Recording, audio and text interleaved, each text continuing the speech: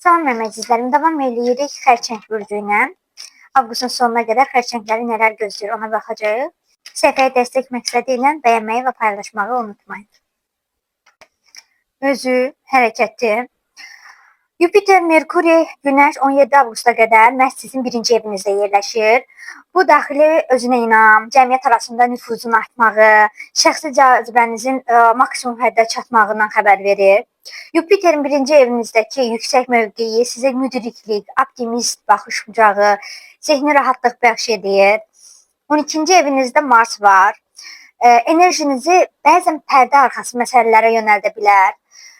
Yuxu rejiminizə diqqət etməyiniz, daxili rahatlığınızı təmin etməyiniz çox vacibdir. Bu məqsədlə meditasiya edə bilər, özünüzə zaman ayıra bilərsiniz. Bu sizin üçün çox faydalı olacaq. Sevgi və şəxsi münasibətlər. Venera Qız burcunda zəif mövqedə yerləşir. Bunun üçün tərəfdaşlarla ünsiyyət zamanı romantikadan çox məntiq ön planda olacaq. Tənqid, xırda detallara ilişmək meyilli yarana biləcək. Səmimiyyəti qorumaq üçün qarşı tərəfin kiçik səhvlərini göz yummaq, ona dəstək olmaq vacibdir. Düzgün dialoq, xüsusi diqqət, gərginliyin qarşısını alacaq. Subaylar üçünsə qısa səyahət, kurslar, sosial media vasitəsilə yeni tanışlıq mümkündür. Duyğulara qapılmaq olmaz. Qarşı tərəfi tanımaq vacibdir. Həmən sarılıb əməkdaşlıq, yəni birlikdəlik qurmaq tövsiyə olunmur. Karyera, iş həyatı. Birinci evinizdəki Yupiter və Merkuri iş həyatınızda diqqət mərkəzinizdə olmağınızı təmin edir. Yəni, rəhbərlik tərəfindən yüksək qiymətləndiriləcəyiniz bir dövrdəsiniz.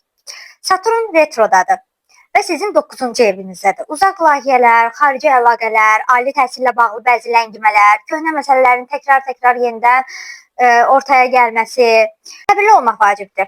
Yəni, bu tip hadisələr yaşaya bilərsiniz, məsləhət görülür ki, səbirli olun. 12-ci evdəki Mars rəqabətə, gizli gərginliyə də işarə edə bilir. İş yerində planlarınızı vaxtından əvvəl heç kəsə bəyan etməyin, çünki gizli rəqibləriniz ola bilər. Pul və maliyyə. Maliyyə artımı sizin ikinci eviniz. 17 avqustda Günəş sizin ikinci evinizdə hərəkətə başlayacaq. Bu, tranzit maliyyə imkanlarının artmağından xəbər verir. Yəni, 17 avqustdan sonra maliyyə imkanlarınız artır. Yeni gəlir mənbəyi, yeni maaş artımı, yəni yeni fürsət hər an qapıdadır.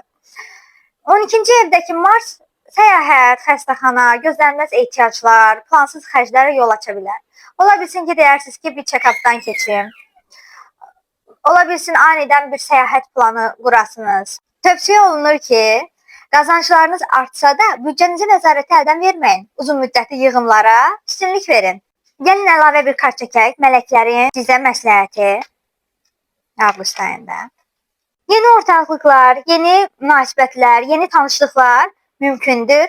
Qərarsız qalmayın, addım atmaqda, yəni qərar verməkdə gecikməyin, irəliləməyin tam vaxtıdır. Bu qədər mənim əzizlərim.